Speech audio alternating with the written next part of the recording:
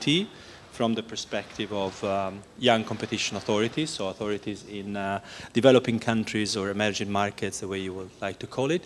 My name is Lorenzo Ciari. I'm the chair for this panel. My role is to be the director for development impact at EBRD, which is a European Bank for Reconstruction and Development. EBRD was as a bank that was created in the early 90s to support the transition towards well-functioning market economies in post-Soviet countries, so from Central Europe to Central Asia. It has since then expanded into new geographies, new regions, from Turkey, Middle East, North Africa, and it is about to start operation in Sub-Saharan Africa from 2025.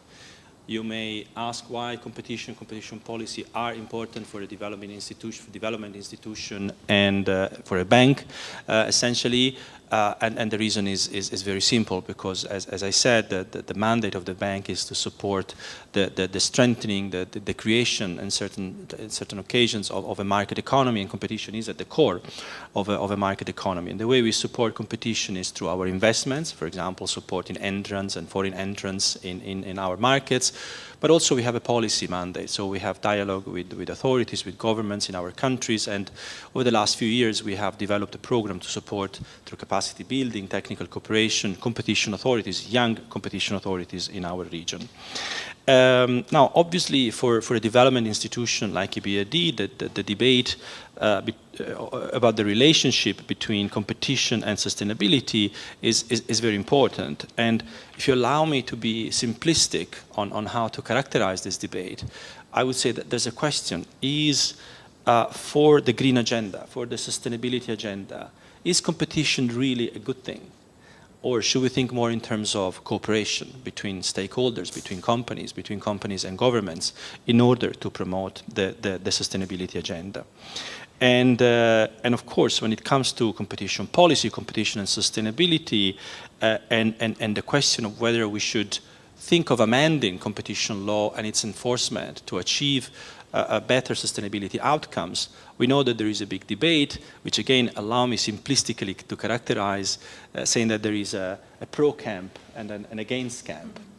The against camp would probably argue that competition is the main driver and key driver of innovation and growth, including in the sustainability space. So as long as there is consumers' willingness to pay for sustainability-related, innovation, that what we should do is simply to focus on competition, and actually allowing agreements or collusions for the sake of achieving better sustainability outcomes would indeed achieve the opposite, right? Because companies would probably collude on prices, and sustainability outcomes would worsen, because sustainability is seen as a cost for a profit maximizing company.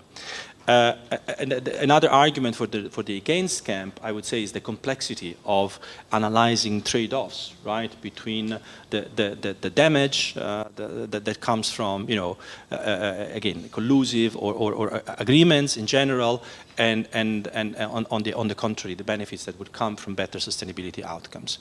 And essentially, this is a market failure, this is an externality, and government should fix it through subsidies, through regulation, and so on.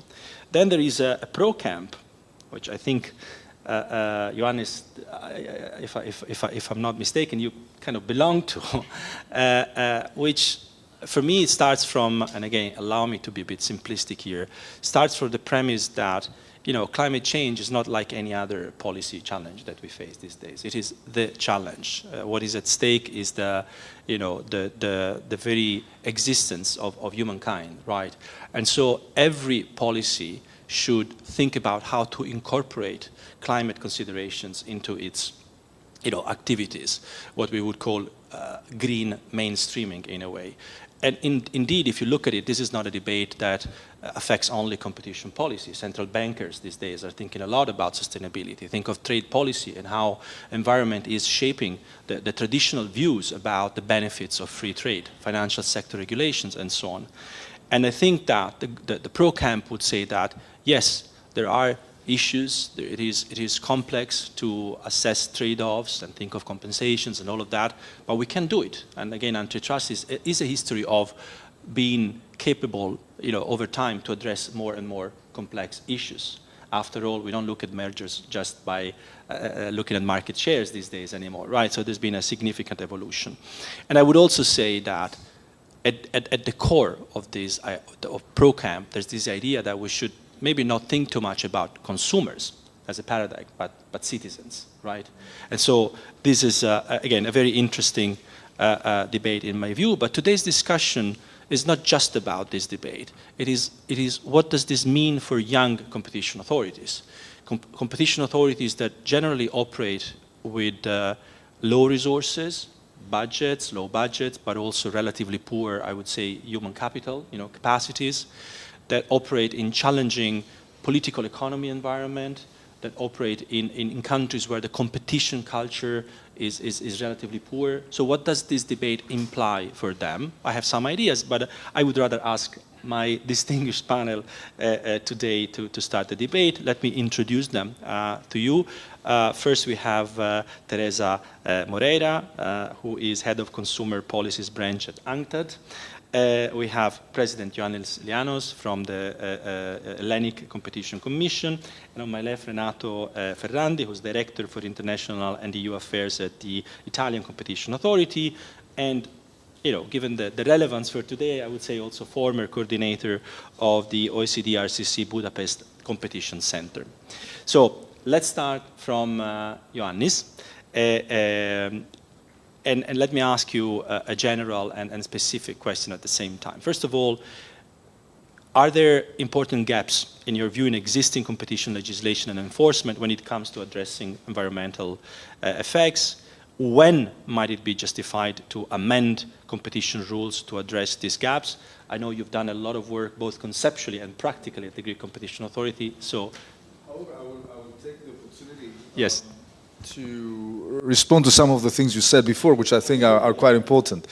So, inspired by some of the things I no, and I was very much inspired by what you said. So, I mean, of course, I'm the head of the Hellenic Competition Commission, which is not a young jurisdiction in the sense that we have been there for 45 years. That's probably not very young in a sense. Well, relatively speaking. And Greece could not be qualified as a developing country or an emerging economy, at least I hope. Although, we might have some characteristics of emerging economies, and I will discuss a little bit about that because I think that was one of the motivations of our own work. I think, you put the right emphasis on the tension between the idea that in order to be able to develop the new industrial structures for the green economy, we need to cooperate, not only between the public authorities and the private sector, but also within the private sector. There has to be some transfer of knowledge and technology happening within the private sector. And this sometimes, puts tension with the requirements of competition law for rivalry. And at the same time, one has to think of this as a little bit the same debate that we have with the context of digital ecosystems, in the sense that you have some co-petition going on. Co-petition meaning both cooperation and competition. Cooperation when this is necessary in order to somehow kickstart the process of industrial transformation and green transition.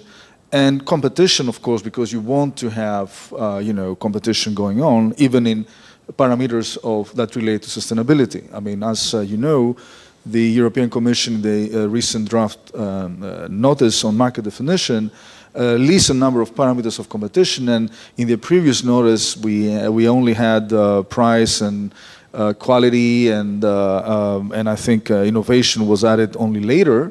Now we have also resilience, we have sustainability, we have privacy, we have, different parameters that somehow, speak about sustainability.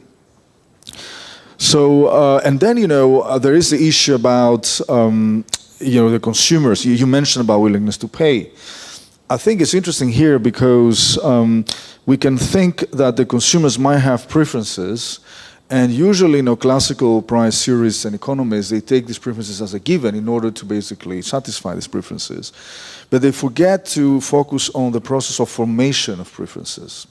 And I think what actually the whole debate about sustainability is how we can somehow form probably new preferences for the consumers, make them understand that there are issues that might affect them, and therefore to make them basically change gradually their preferences. And let me give you an example. I mean, in the 1980s, when I was a kid, we were using a lot of these sprays, products. But then there was a campaign that, there was the ozone issue, and people stopped basically buying these products, at least, to the level they were buying before. So consumers actually might change their preferences, and this is also a given. And at the same time, at the level of supply, at the level of production, again, you have industrial structures that are based on fossil fuels. There is a bad equilibrium going on, and what, the idea of industrial policy now, green industrial policy, is to put them, create incentives and pressures for them to change basically this equilibrium to find a different equilibrium. So I think one of the mistakes that we can have, we just focus on classical, the classical model, and we don't take the more general political economy perspective, is that we are stuck with preferences and we try to satisfy them very static, perspective, and we miss a little bit the idea that formation of preferences is important here, consumer preferences, as well as industrial change, which is also quite important. So now, you said also, well, the government, and the other camp says, well, the government can intervene and, of course, fix it. And I think, yes, the government has a hugely important role. I mean, I'm very much in favor of my colleague at UCL, Mariana Mazzucato's perspective on the entrepreneurial state. I actually believe in state intervention in the economy.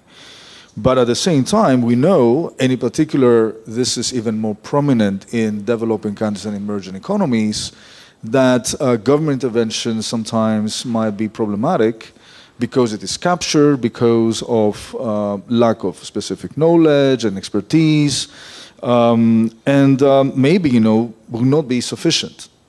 So, and this is really where we give some space, and we need to give some space for some forms of industry-wide mandatory type of initiatives to promote sustainability. And here I will say that this is not only about climate change. So climate change is one aspect, of course, which is important, but, and I will discuss a little bit later that in particular the UK, the CMA has made a distinction between, climate change agreements and other environmental sustainability agreements.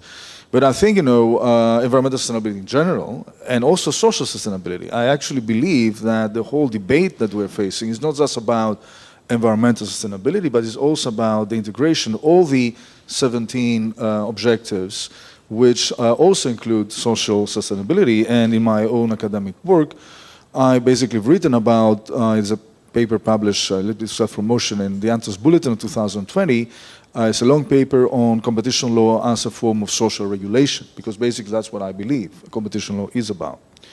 And this is also, clear if you look a little bit to the way that the Commission proceeds with the collective bargaining initiative with regards to gig workers, etc. So I think it's a broader perspective, and that brings a little bit the law and political economy perspective, which I agree can be different in developing and emerging economies.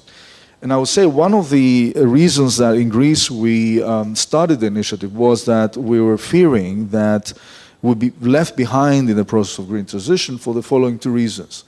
First, we have been facing for almost 10 years an acute financial and banking crisis. Our banks were basically in a terrible state, and there was a lack of funding in the sense that we felt for this type of initiatives. So, and at the same time, if you have lack of funding, and at the same time you consider, and you may consider that competition might be a risk, in case you want to promote some kind of green initiative and to fund it, then we have to competition authorities and somehow provide legal certainty, more legal certainty in order to limit the risk, the regulatory risk, and therefore enable more investment. So that was one of the reasons. The second one was that we have an economy where 99% of the firms are small and medium firms, very small firms. And they don't have the capability, basically, to do the green transition. And this is related also to the funding, because, I mean, they cannot basically attract funding, even European funding, actually, to be able to upgrade in terms of the value chain and also, make the green transition. And so we thought that it would be important to enable green companies to build green ecosystems, business ecosystems.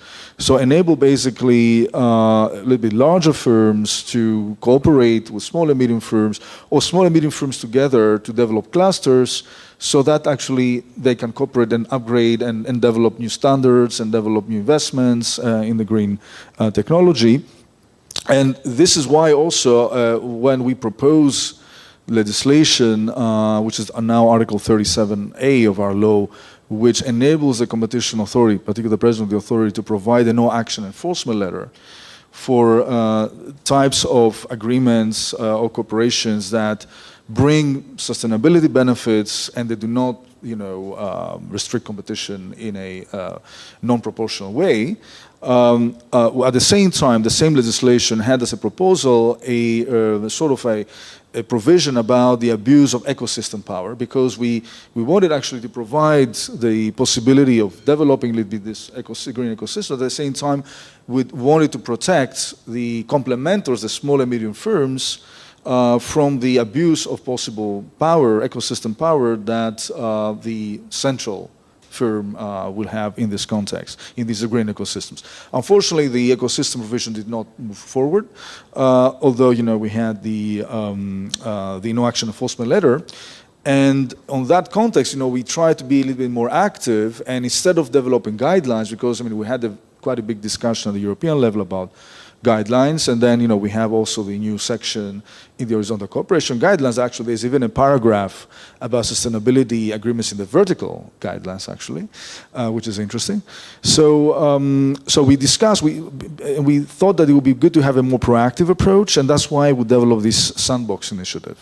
So the idea being that if there is actually a legal risk, at least the perception that we had, this is what the companies were saying when we started the whole initiative, is that, there's a lot of disincentive for us to develop this green cooperation because of the risk for competition, etc., the risk of the competition intervention.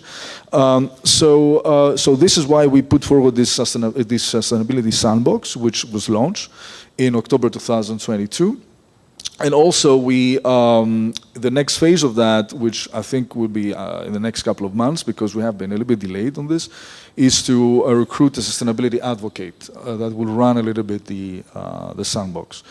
With the idea that, it's the whole idea of having a sort of a supervised space where you can experiment, and we can be a little bit more open, because we'll be supervising to things that could, at the first sight, appear maybe anti-competitive.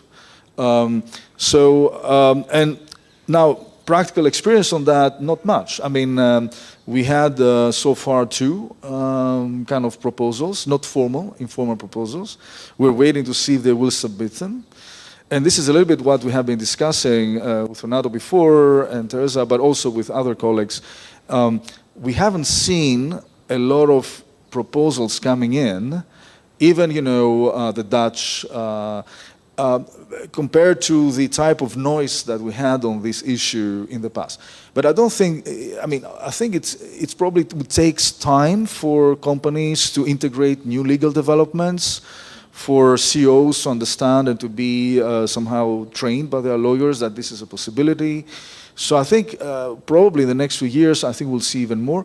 And I think the fact that the Commission hasn't yet developed and adopted the horizontal guidelines in terms of being in effect is a disincentive for people to come in, because usually it has a European-wide effect, and you don't want to risk something with the European Commission.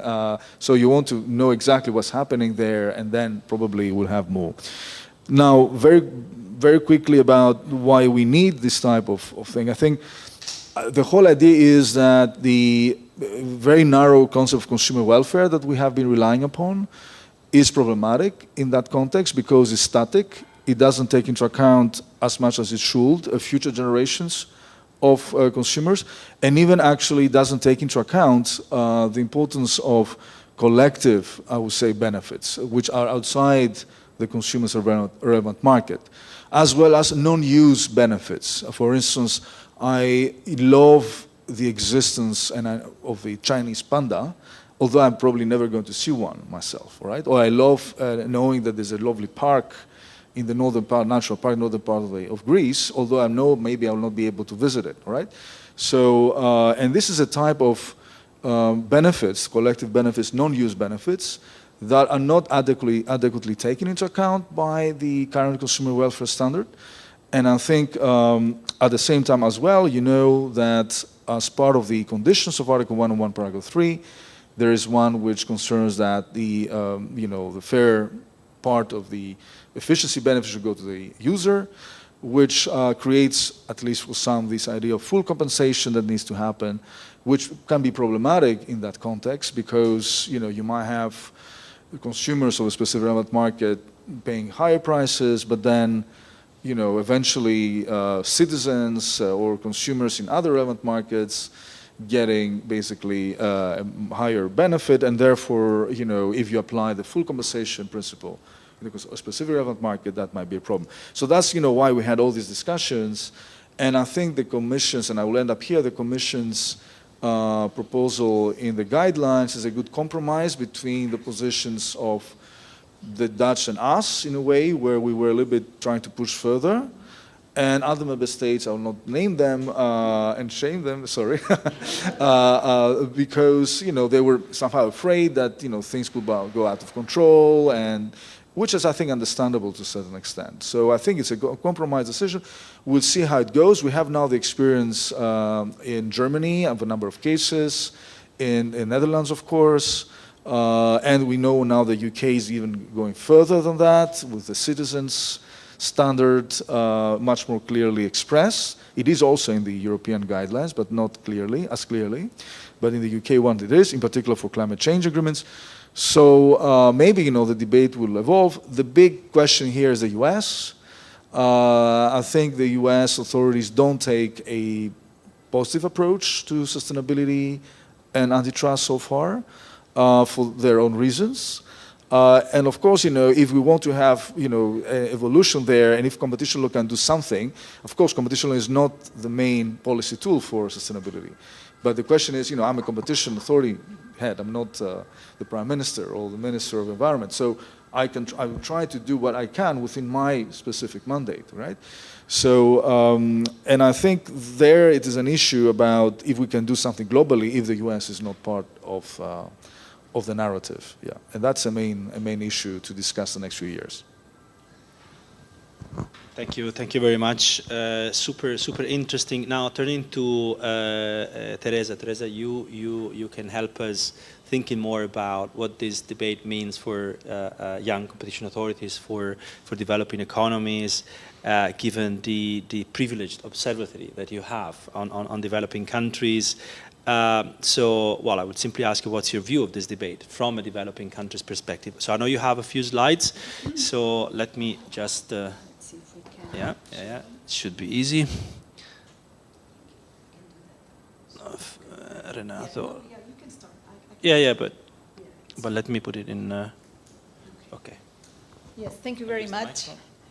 Thank you very much, and good morning, everybody. So I am here representing the United Nations, which is a little bit unusual, I'm sure, in such a specific competition-driven event.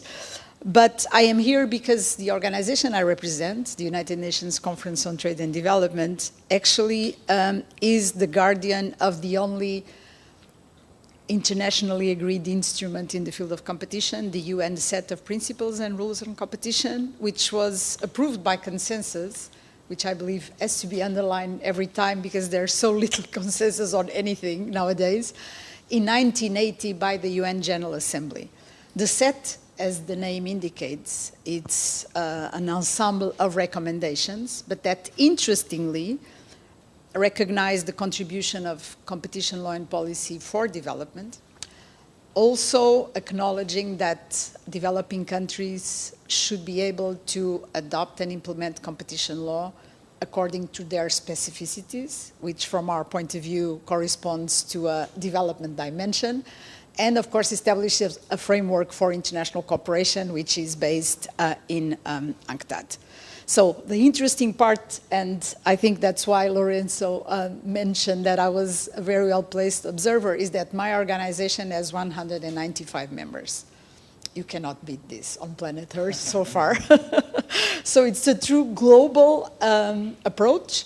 And my UNCTAD's mandate is to assist developing countries to better integrate the world economy. So we mostly work with all types of developing countries, but of course all developed countries are our member states, and my job is really to identify the best practices and to disseminate them. So hence the interest of this. I just wanted briefly to mention this because yesterday in my own session, we were running a little bit late and I did not want to show slides, but that competition law in policy has become a consensual issue. And I think, of course, I mentioned the UN set and the work of UNCTAD, but the OECD, the European Commission, a number of organizations, the EBRD recently, and a lot of other development partners have obviously contributed. Let me not forget the International Competition Network, of course, which is more recent, but also extremely effective. So this should be, how can I put it? This should provide a sort of inviting setting for all big challenges nowadays, which are global and common challenges to be discussed. I also mentioned yesterday, and I wanted just to point out, because I would like to mention this in the conclusions, that we have seen a huge increase of competition law and policy being picked at regional level by regional economic organizations composed of developing countries exclusively, which is very interesting. For instance, in the African continent, you have 7 now with the African free trade area, continental free trade area, 8 organizations that have competition law and policy at regional level. So clearly recognizing that it contributes to their economic growth, inclusive and sustainable development. And here I join what Yannis said, because we really see competition law and policy as part of this holistic approach that should be used in growth and development strategies by member states, and therefore competition law and policy also to promote sustainable development.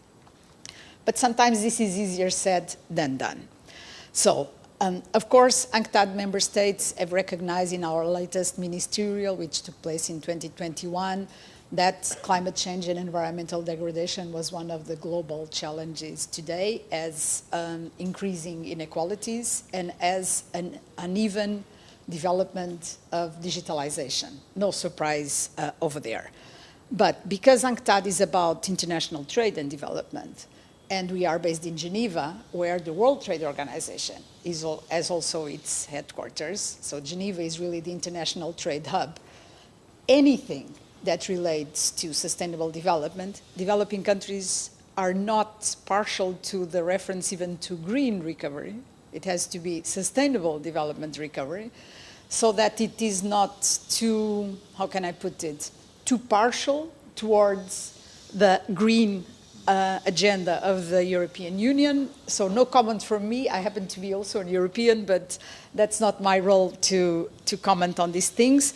But this is also because sustainable development, as you know, and this idea that we need to make sure that we don't exhaust the existing resources in order to provide for future generations comes from '92, from the first summit for sustainable development. Now there is this big discussion already for 2 years in Geneva about adaptation versus mitigation, because, to put it simply and shortly, developing countries claim that they have not contributed to the level of environmental degradation and climate change drastic situation where we find ourselves, so they are not the ones that should take the first move. Furthermore, for them to adjust, they want funding from the developed countries. which of course are not necessarily so eager to do so because they are themselves investing in this transition. So you see, it's not a peaceful issue, and I just wanted to give you the broad context, because then when I tried, and I was telling them privately, as the Secretariat, as you understand, my role is really to identify also the hot emerging issues and to expose our members, especially the young and small competition authorities, to what is happening in the world, so that they get information, they acquire knowledge, and then they choose, and if they want advice, they can come to us for advice. And since 2019, because of course I thought the debate within the EU was so interesting, I tried to personally push this topic to the agenda, and I had a lot of negative reactions. Oh, we have so many other challenges, well, I will speak in a little while. It was the pandemic outbreak, and unfortunately the very serious decrease of climate change as we used to know it, that I believe paved the way for a certain interest in this issue, but somehow developing countries are watching, are listening, but as we will see, they are not necessarily engaged actively in this discussion through either examination of cases and possible exemptions, through guidance, etc., etc.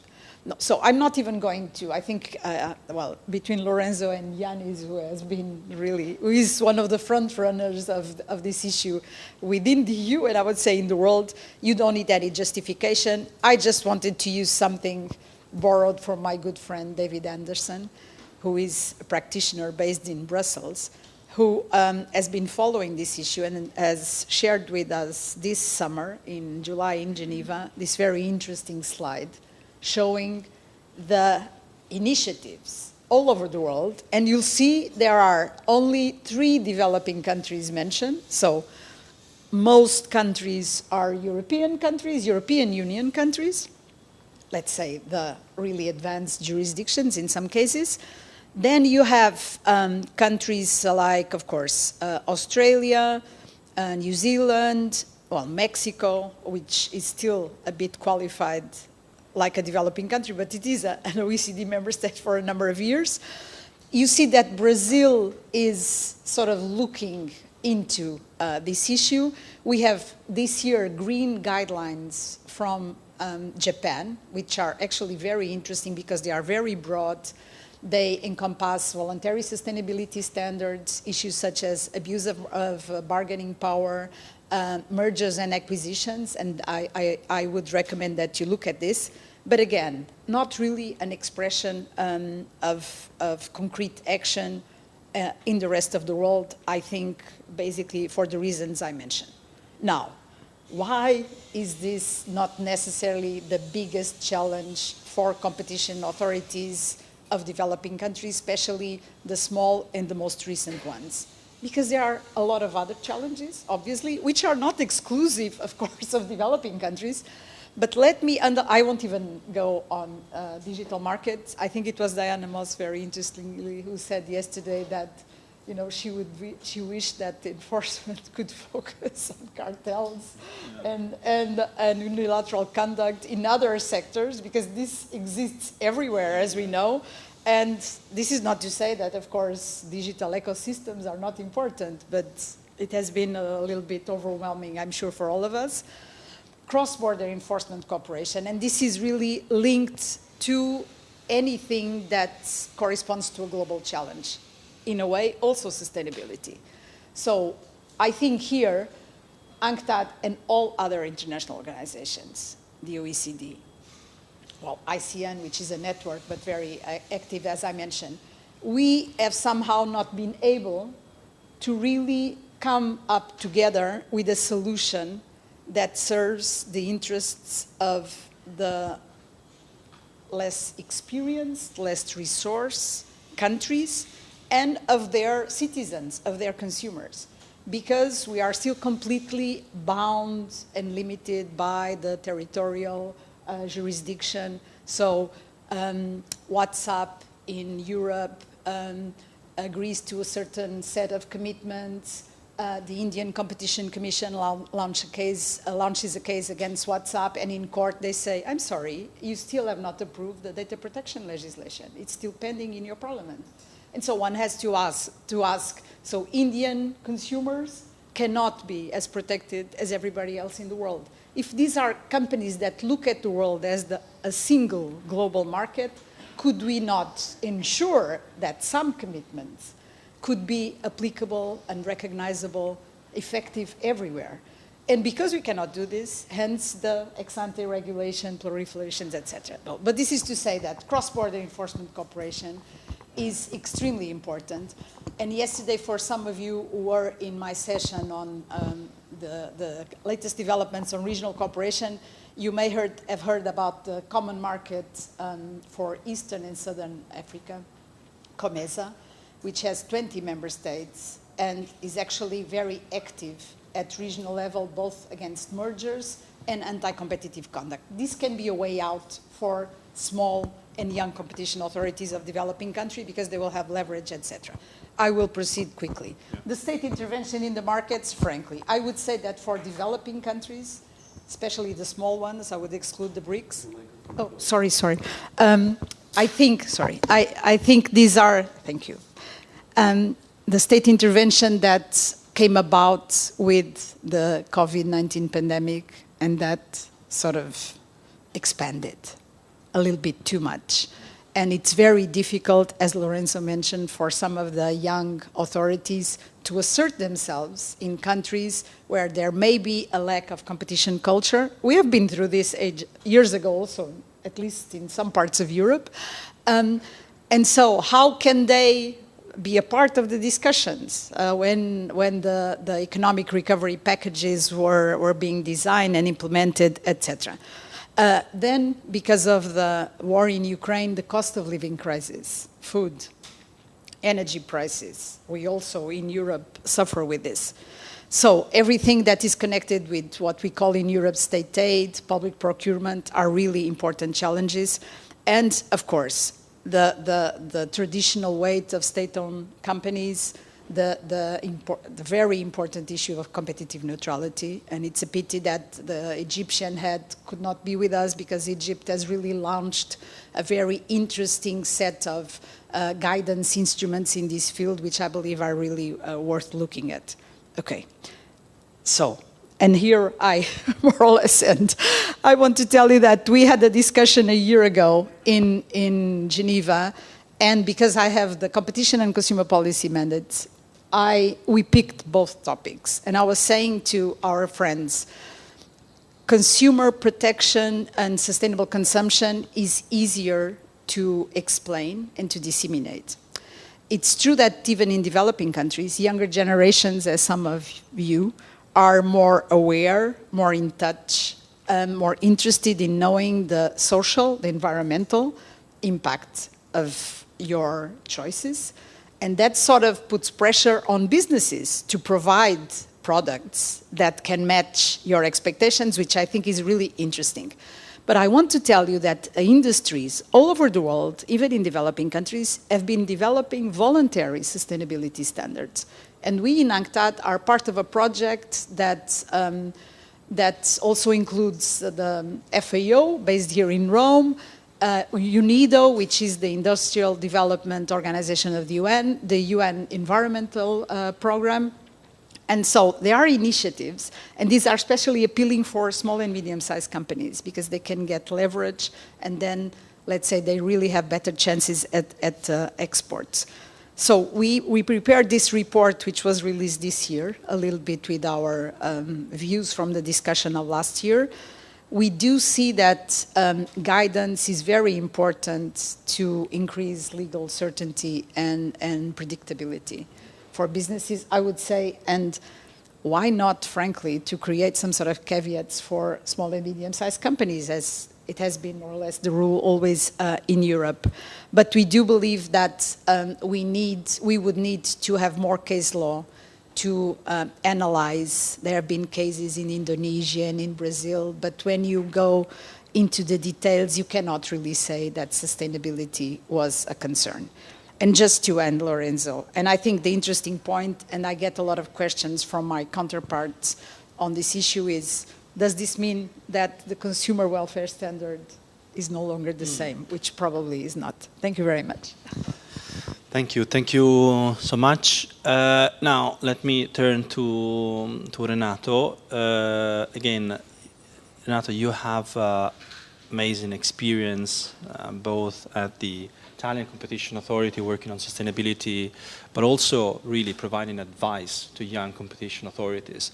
I'm sure you'll share your reflections of what you've heard so far, but let me ask you, so I'm a competition authority, I'll come to you and say, I want to, contribute to tackling the sustainability issues.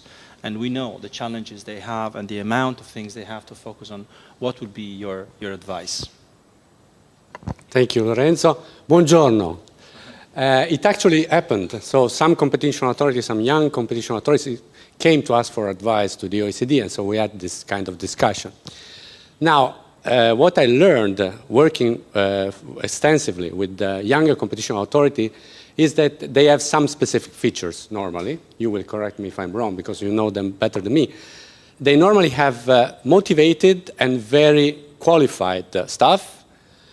Unfortunately, of course, they lack experience and they are confronted with an economy that has little competition culture, which is all the more a challenge because that means that most of the industry are not subject to competition, but rather usually to regulation.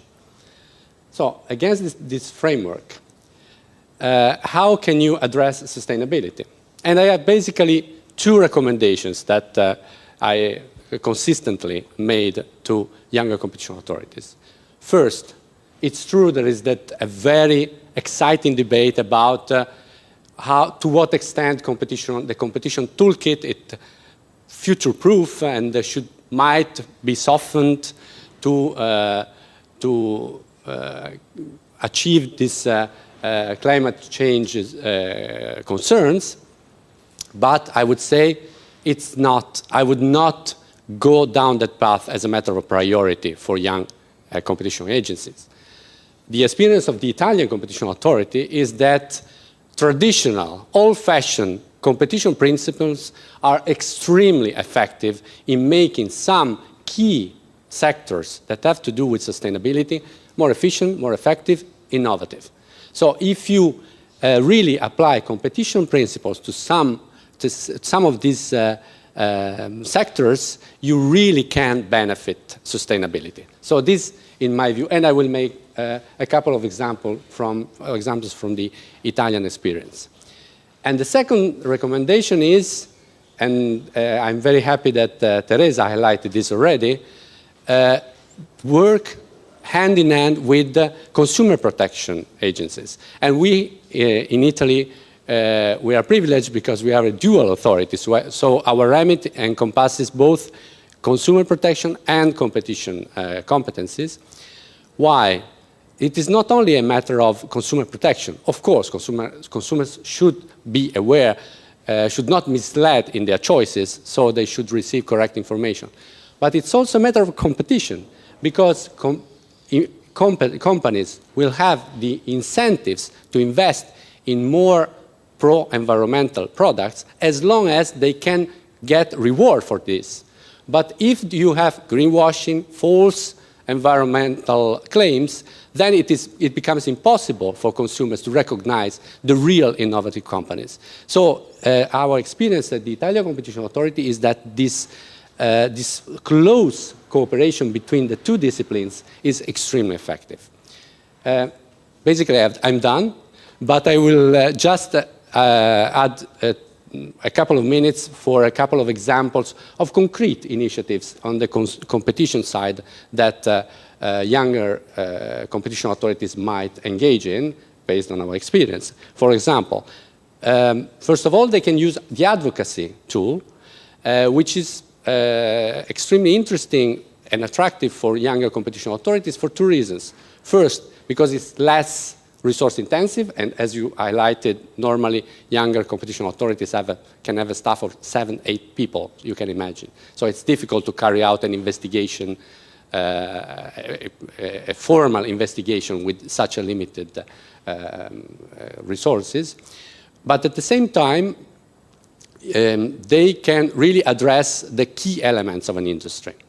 And 2 examples in Italy, we addressed waste management and recycling. In waste management, we highlighted advocacy, of course, I forgot to explain, is the activity by which the competition authority provides, let's say, advice to the parliament, to the government, to local municipalities on how to remove unjustified anti-competitive restrictions in regulation. So we advised the government regarding the waste management that the sector was very fragmented, so the companies lacked the necessary scale for reaching efficiencies, and the prevalent way of procuring such services, imagine what it is, it was in-house providing. It was direct awarding. So each single small municipality in Italy has its own waste management company. So this has nothing to do with stimulating competition.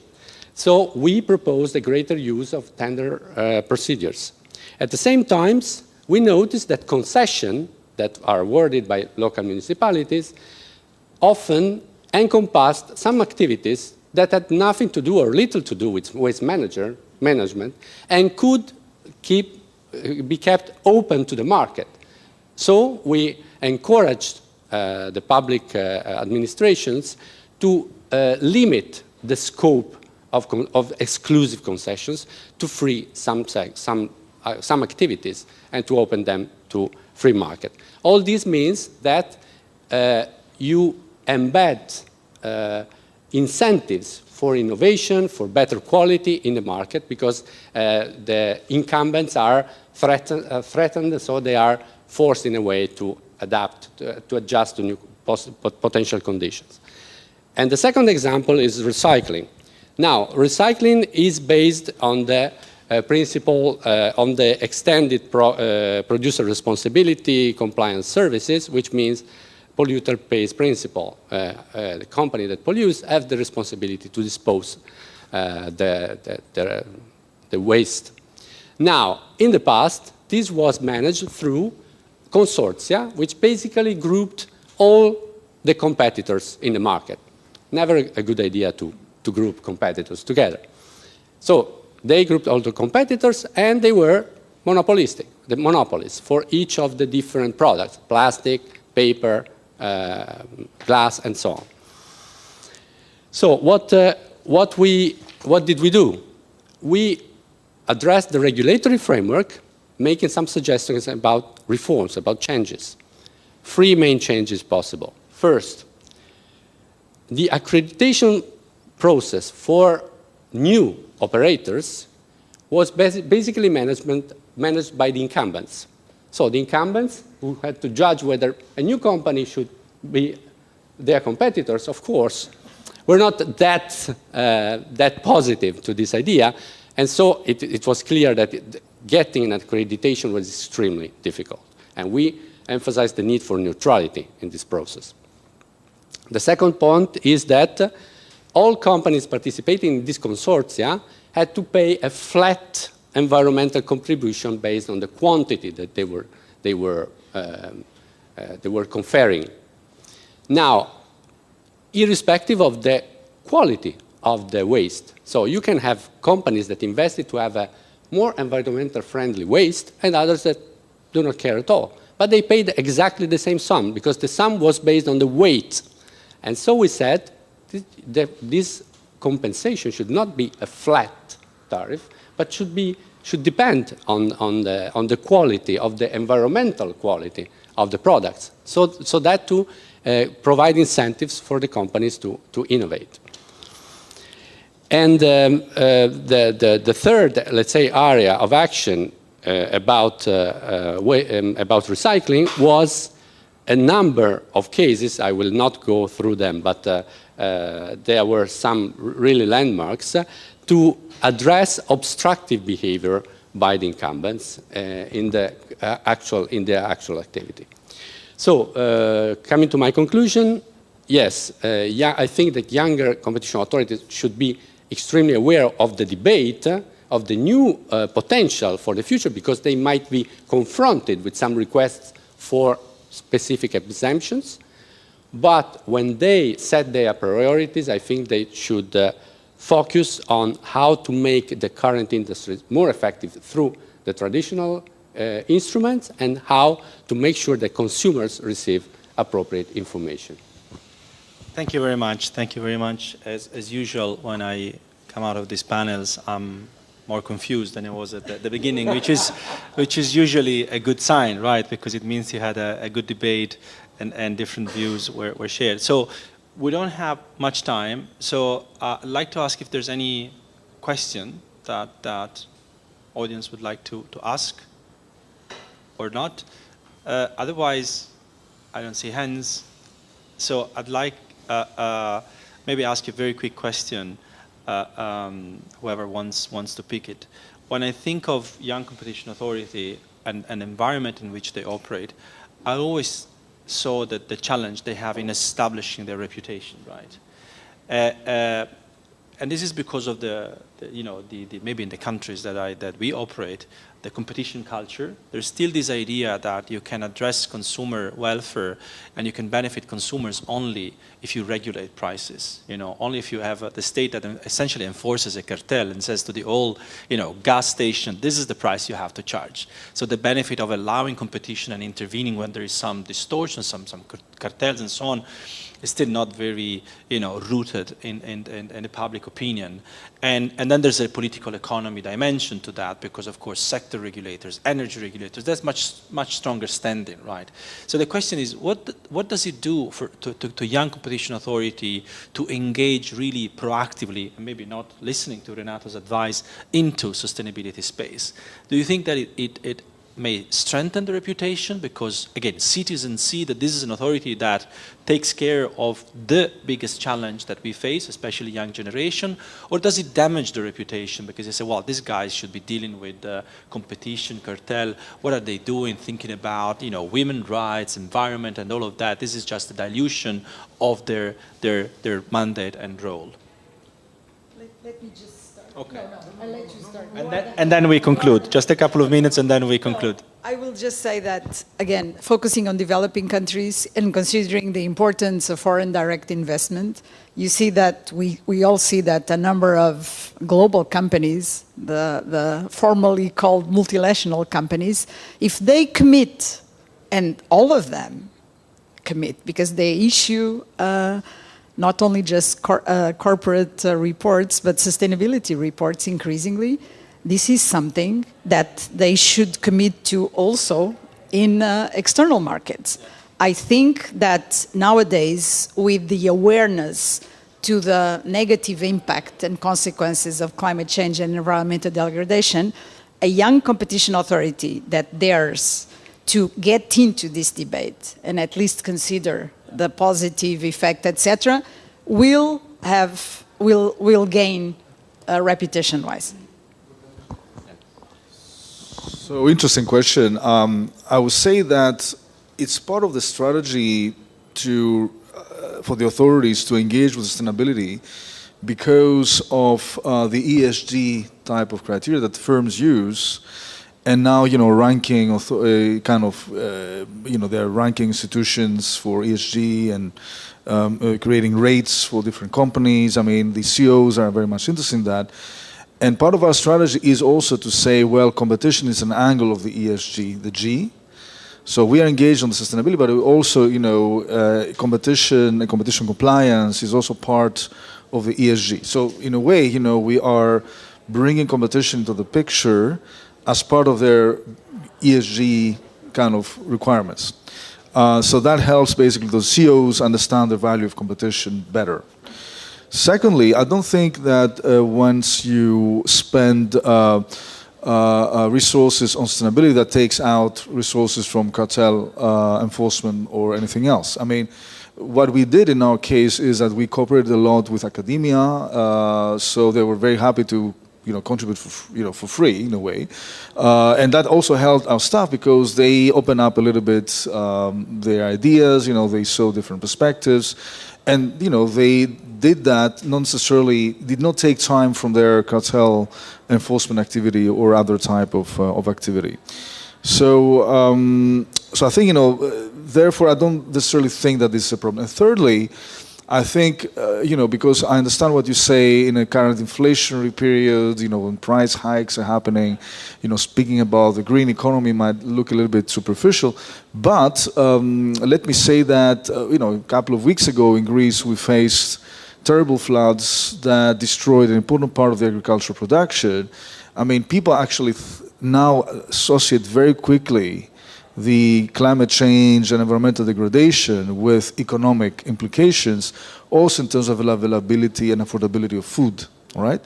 So I think, you can develop this agenda by saying, well, by also promoting sustainability, we avoid, having also the economic costs of environmental degradation. And I think this is a kind of a classic approach that Stern report started, by evaluating economic damages of environmental degradation and somehow convincing more policymakers about the importance of action.